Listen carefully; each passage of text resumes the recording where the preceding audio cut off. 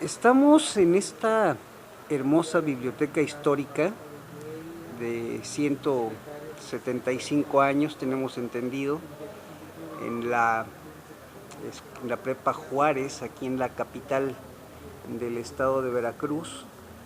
El día de hoy esta biblioteca fue el marco para una conferencia magistral que dictara nuestro amigo Manuel Núñez Pérez Redondo, servidor. Muchísimas gracias, Manuel, por tu tiempo. Nos da muchísimo gusto saludarte en este hermoso recinto. Cuéntanos un poco de qué fue la conferencia que impartiste el día de hoy. Sí. Hace rato platicabas o mencionabas si era en pro o en contra. Mi respuesta es ni en pro ni en contra. Es una investigación sobre lo que verdaderamente hay sobre las apariciones. De manera que yo no estaría a favor de que hubo apariciones o estaría en contra de que hubo apariciones. No, mi inquietud era qué dice la historia, qué dicen los documentos.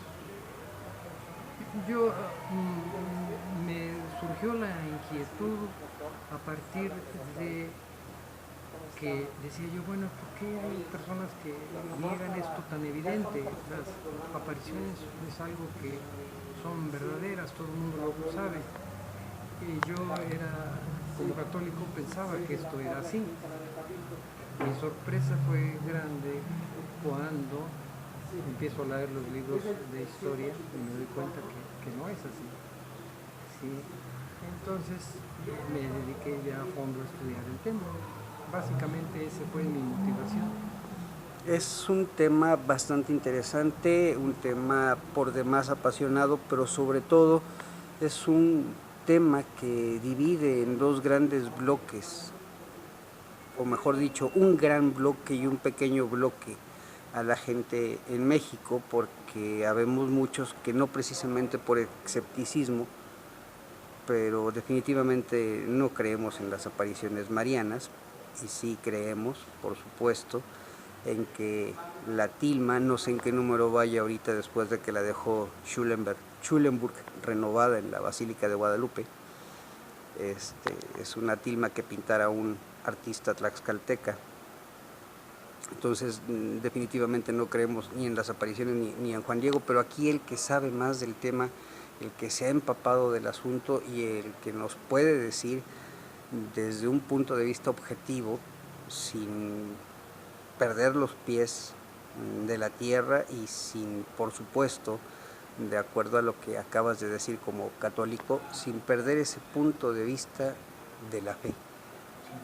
¿Cómo fue tu investigación? ¿Por dónde te llevó? ¿Qué rumbos tomaste para saber más de las apariciones marianas?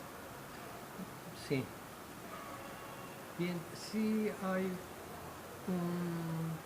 una, digamos, posición al respecto de las apariciones. Vi que había una división entre aparicionistas y antiaparicionistas. Me di cuenta que esto es una trampa apologética, porque llamarte a ti antiaparicionista es denigrante, es derogatorio, y es una manera de ganar una discusión antes de empezar, porque en el momento en que yo digo, no le hagan caso, es un antiaparicionista, el pueblo dice, sí, si no creen las apariciones yo lo dejo. Entonces es una trampa apologética del clero católico, de los sacerdotes, para poder ganar una discusión antes de empezar. Bien, al darme cuenta yo de esto, me aboqué a consultar primero los libros católicos y luego libros de historiadores no católicos. Mi sorpresa fue que encontré que precisamente las personas que negaban que esto fuera histórico eran totalmente católicos. Ya desde el siglo XVII tenemos nosotros a Bautista Muñoz, la persona más calificada del siglo, perdón, XVIII, del siglo XVIII, la persona más calificada para poder determinar si esto era histórico o no. Él fue el que inauguró el Archivo General de Indias en España, estamos hablando de 1794, si no me falla la memoria. En 1794 él publica su diagnóstico sobre las apariciones y dice, no, pues esto es una invención, y él la fecha por 1629 a 1634. Dice, por ahí ha de haber dado origen las apariciones. Entonces, Juan Bautista Muñoz es el cosmógrafo de Indias allá en España, una persona calificada totalmente. Él tenía a su disposición todas las bibliotecas de España y la Nueva España, toda la documentación posible. Entonces, esa es la primera sorpresa que me llevé. Ya después me di cuenta que Joaquín García Casbalceta, hay que leer su carta, es impactante, ha sido contestada pero nunca refutada. Es un historiador excelente, habla con tanta claridad que no nos queda más que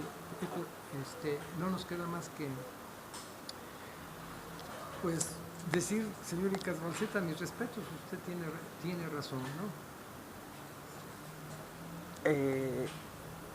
Los historiadores novohispanos definitivamente tuvieron acceso a muchísimas fuentes de primera mano, pero no hay que negar también, como lo consigna en su momento Aguirre Beltrán, que muchas veces también exageran en lo que dicen por, digamos, alguna conveniencia y no precisamente particular, como lo hizo el padre Las Casas, que dijo que bautizó miles de indios, ¿no? Un ejemplo. ¿No tropezaste en la investigación con algunos datos que estuvieran exagerados, con fuentes que no coincidieran, con escritos, por cierto, muy difíciles de leer, sobre todo de esa época? Había que aprender un poco de paleografía para poderlos leer. ¿No tropezaste con datos que chocaran, con fuentes que no se pusieran de acuerdo? ¿No hubo inconvenientes durante la investigación? Bueno, había varios problemas que resolver. El principal problema era si había documentación en náhuatl que hablara sobre las apariciones. Entonces los apologistas mencionaban y decían que sí, que había documentaciones en náhuatl, que si bien los españoles o los criollos o los de habla hispana no escribieron nada acerca de las apariciones, los indios sí habían conservado en sus escritos en náhuatl el registro de las apariciones. La respuesta es que no es cierto. Ellos dan unos apuntitos en náhuatl en donde dice se apareció la Virgen. Sin embargo, nosotros no podemos tomar esto como una narración de las apariciones, puesto que los indios hablaban de apariciones en cada momento. Los indios tenían narraciones de apariciones por todos lados. Entonces, decir en náhuatl se apareció la Virgen, pues sí, pero ¿dónde? ¿Cuándo? ¿Cómo? Entonces nosotros estamos hablando de una tradición mopohua, única mopohua, donde se narra un evento tal que es un indígena que habla con un obispo. Hablamos de un indígena que le llaman Juan Diego Cuautla Tuatzin, con un español llamado Juan de Zumárraga, un evento de un milagro en donde aparece la imagen en el momento en que el indígena extiende su tilma. Entonces nosotros estamos hablando le llaman el milagro de las rosas a esto, porque caen las rosas. Entonces nosotros estamos hablando de una tradición bien elaborada, bien estructurada, ¿verdad?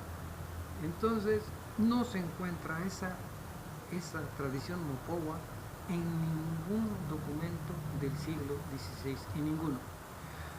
Ha habido trampas, como por ejemplo querer hacer que documentos del siglo XVII se fechen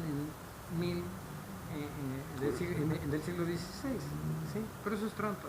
Por ejemplo, nosotros tenemos el Ininhuaytla-Mahuitzoltzin, que O'Gorman lo refuta diciendo es que este es un documento del siglo XVI, es posterior al Nican Mopowa. Otros lo dicen que es anterior, pero finalmente es un documento del siglo XVII. Entonces, en este sentido, sí cuesta trabajo estar corrigiendo a cada rato la información falsa que a uno le dan, ¿sí?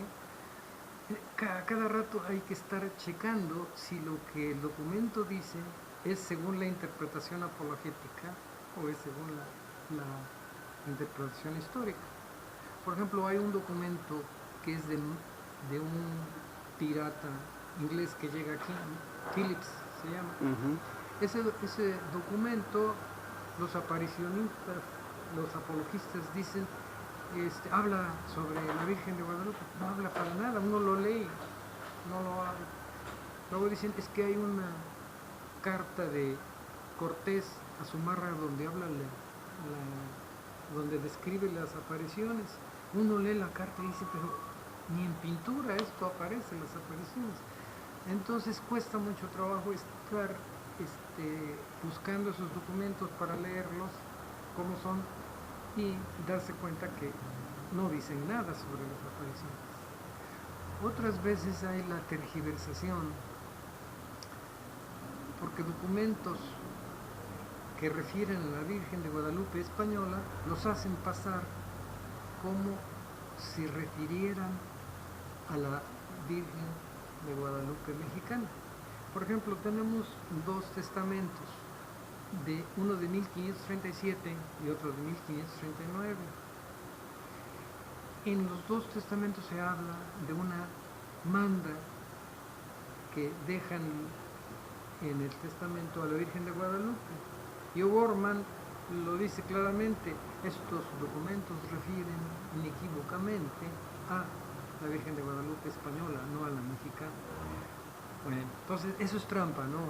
Hacerle pasar un documento como si fuera, mira, este documento habla sobre la Virgen de Guadalupe mexicana. No es cierto, habla sobre la española. Y él lo describe con unos datos. O'Gorman, un historiador de primera, ¿verdad? Pues, dice uno, ok. Sí, y luego da toda la bibliografía y es muy sistemático, punto por punto va aclarando, punto por punto lo va apoyando con documentos, punto por punto, con una lógica irrefutable, con un lenguaje técnico y científico. Entonces dice uno, esto sí es historia. Pues los demás son intentos de historia. Y es que ya a estas alturas hablar sobre la Virgen de Guadalupe, la Virgen que es morena no por ser mexicana sino por ser árabe, su nombre del árabe Wadi al-Luben, el río de la tranquilidad, sí, nos remonta antes que nada a Europa, a la Europa donde está el Guadalquivir, también tiene la raíz Guadal, que es donde se aparece la Virgen de Guadalupe española, que es una imagen venerada en extremo. Hay una cofradía que año con año organizan no una, sino varias procesiones fastuosas. Hernán Cortés, tengo entendido, pertenecía a esa cofradía, por eso cuando llega a América traía como estandarte a la Virgen de Guadalupe. Sin embargo, aquí en México, por favor, si estoy equivocado, soy un ser humano, tengo mis defectos. En México son curiosamente los hermanos de la Compañía de Jesús los encargados de fabricar lo que Rius ha bautizado como el mito guadalupano y otros como el milagro de las rosas. ¿Qué tan difícil pudo ser en un momento histórico? Estamos hablando del siglo XVI prácticamente, cuando los viajes intercontinentales tomaban no menos de 3 meses. ¿Qué tan difícil puede ser llevar una carta de aquí para allá, esperar que llegara a su destino, esperar que se volviera a embarcar, que regresara para saber qué nos dice? Y ¿qué tan difícil pudo ser? Sí, era extremadamente difícil la comunicación por lo tardado. Entonces había un lema que se dice: aquí en América se obedece, pero no se cumple. Es decir, llega la orden del virrey, que tardó 3 meses en llegar, y aquí inmediatamente el virrey dice: no, esta orden no puede cumplirse porque tenemos este problema. Escríbanle al rey de regreso. Otros 3 meses de ida y otros 3 meses de regreso. 6 meses llega la respuesta. Pues hazle así. Pero cuando llegaba la respuesta, ya aquí todo había cambiado. Ya, no, pues ya déjenle así. Es verdaderamente un problema. Yo le llamo, es el problema de gobernar desde lejos. Es como si a México lo estuvieran gobernando desde Marte, por ejemplo, y que tardara la información 3 meses para llegar a Marte la nave, y otras 3 veces. Imagínense. Entonces el lema refleja eso, ¿no? Nosotros no hacemos lo que hacen allá, pues cumplimos con el rey, pero hacemos lo que buenamente podamos. A Cortés le pasó eso, ¿verdad? A Cortés le dijeron: no hagas nada hasta que llegue la respuesta. Llegó aquí a México y no entró a la Ciudad de México, estuvo 6 meses, y mientras fue un desbarajuste en la Ciudad de México por esa tardanza que había entre, que usted mismo menciona, de comunicación. Ahora imagínense otra cosa que me impresionó: los testamentos. Usted hereda una casa, imagínense, usted hereda su casa, y dice: ya tengo mi casa, pero para validarlos tenían que ir a España. Imagínense, ella se perdía todo, nunca llegaban las respuestas, Los pobres indígenas eran totalmente, pues, iba yo a decir una palabra, despelucados de todo lo que, de todos sus bienes, porque las herencias de los indígenas ahí quedaban, y los españoles se apropiaban de ellas. Y algunos indígenas también. No había Definitivamente. Sí. ¿Cuánto tiempo ha tomado llevar esta investigación a buen término? Mire, yo me jubilé en el 2006 e inmediatamente empecé a estudiar el tema, y hasta ahorita todavía sigo estudiando. Entonces yo llevo unos 8 o 9 años estudiando esto, más o menos. Todos los días he ido a visitar bibliotecas. Fui a Puebla, ahí conocí a un franciscano, director de la biblioteca, y yo le pregunté: oiga, padre, pero pues si no hay nada.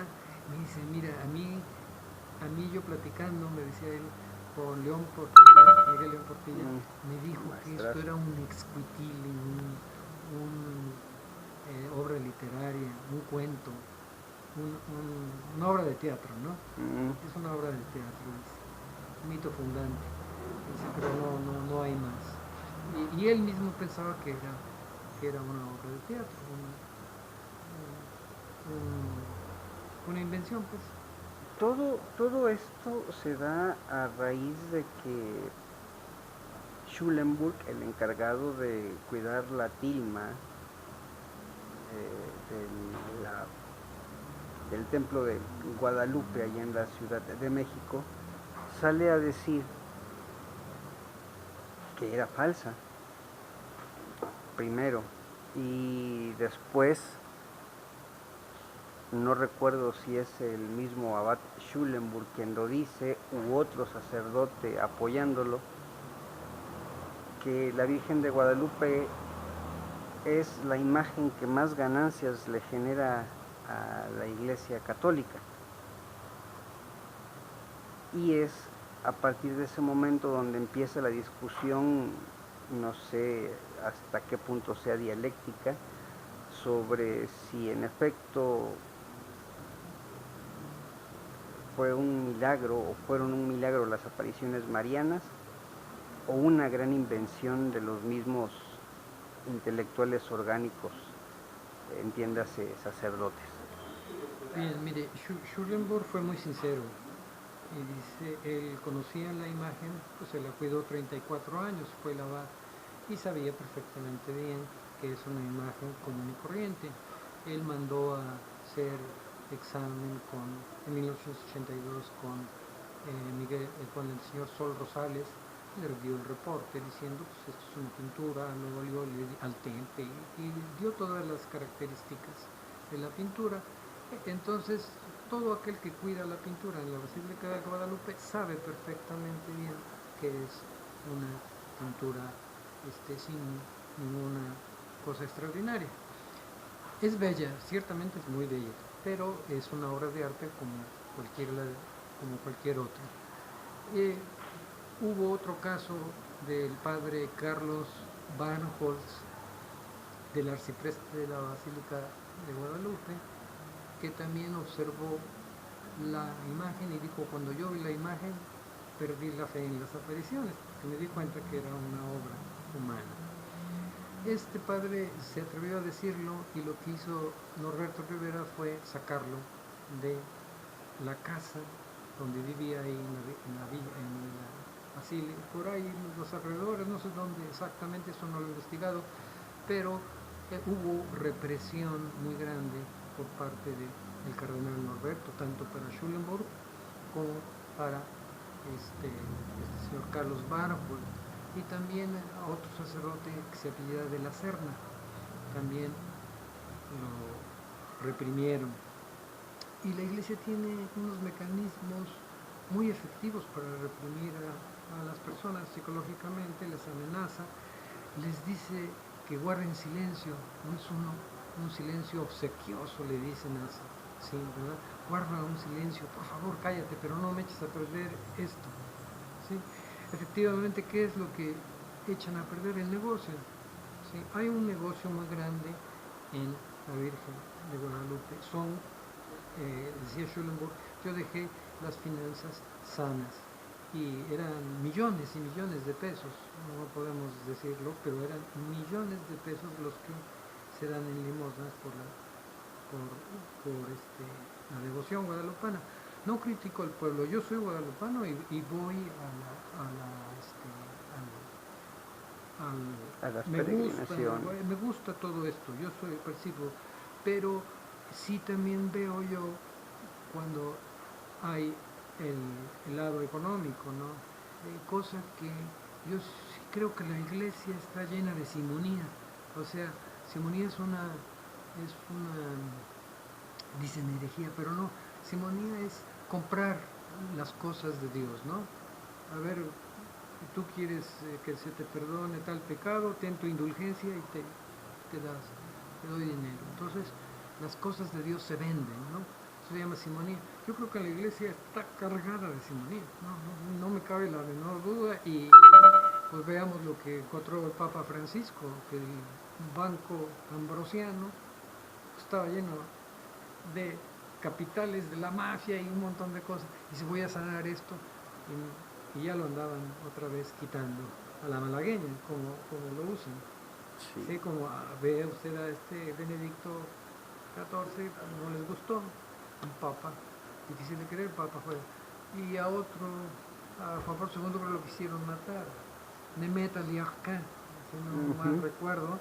Desde cuando sale de la cárcel Nemet Aliaká dice, bueno, es que él declaró, yo entré ahí porque me permitieron algunos cardenales entrar, sabían lo que iba a hacer. Bueno, entonces todo esto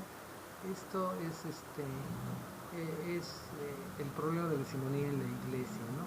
Sin embargo, yo conservo la parte de la sabiduría de un Cristo, ¿no? De un amor al prójimo, dar la vida por el otro. Eso lo conservo. A mí no me mueve el tapete las zarandangas que haga el clero. ¿Sí? Hacen miles de cosas, ya los conocemos, no me escandaliza. Pero pues, es un gobierno como todos los gobiernos y se acabó. ¿Sí? No les hago mucho caso en eso, pero cuando yo aplico las palabras de bienaventurados los que lloran porque ellos serán consolados, ¿verdad? Bienaventurados los que tienen hambre y sed de justicia porque ellos serán hartos. Entonces eso tiene un significado enorme para mí. Y los primeros que deberían aplicarse la palabra serían, yo creo que gran parte del clero. Hay clérigos, si usted se da cuenta, en la primera fotografía una de las primeras que presenté, ¿no estuvo usted ahí? No. Bueno, presenté que yo estuve ahí, estaba con el padre Churruca, estaba con el padre Moreno y estaba con el padre Teodoro. Son jesuitas, que ellos son muy guadalupanos. De hecho, sí. Al parecer, ellos fueron los creadores del mito en su momento, junto con Fray Juan de Zumárraga, me parece que era el obispo. Él es franciscano, Fray Juan de Zumárraga es franciscano. Sí, que se fue a España y cuando regresó de España, el tiempo que estuvo ausente fue cuando se instauró lo de las apariciones marianas y fue el primero, Zumárraga, en oponerse a que se siguiera adelante con esto. Decía él, ya no quiere Dios que haya milagros, dice, nos bastan las escrituras. Él tiene un escrito que él no es de él, pero él lo aprueba y en donde él dice eso, ¿no? Dice, aquí no ha habido milagros, es lo que él tiene en sus escritos. ¿Cuál milagro? ¿No? Pero bueno, ahí estamos. Es muy interesante, agradecemos mucho la atención, nos gustaría seguir charlando más. Se va a repetir una vez más esta conferencia en un lugar tan hermoso como este, o quizá en otro no tan sobrio. Pues no sé qué planes tenga, porque era el exdirector, Vicente Espino Jara, es el que organizó esto. Pero si es factible, pues sí se puede dar otra plática, yo creo que sí. Bueno, pues agradecemos mucho el tiempo, el haber compartido con nosotros toda esta maravilla que siempre causa polémica en mi casa, en casa de mis padres, pues mis padres eran guadalupanos. Yo nada más creo en Dios, pero hablar del maravilloso mito guadalupano siempre es saludable. Claro, y es hermoso. Es nuestro, ¿no? Además, es nuestro. pues muchísimas gracias, No, mucho gusto. A ti.